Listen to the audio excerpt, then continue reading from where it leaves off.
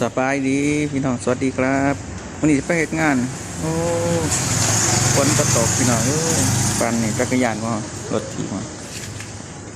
คันนี้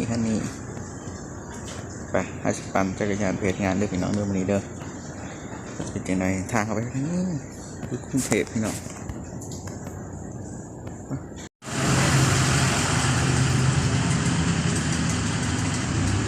ตกทั้งวันเลยฝนมันมืดตั้งแต่วันนี้มืด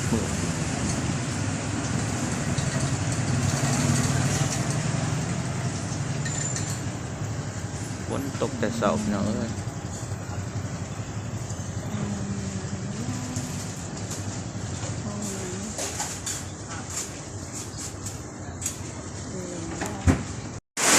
บอกว่าฝนตกหนักทั้งฝนทั้งลมพี่น้องมาเด้อฝนเด้อพายุเก่ากรุงเทพเด้อ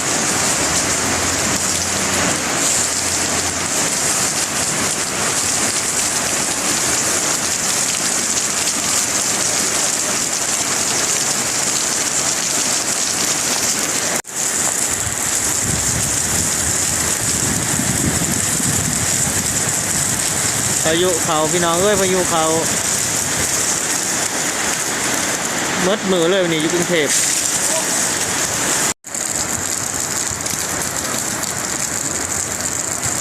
มืดมือเลยเพื่อน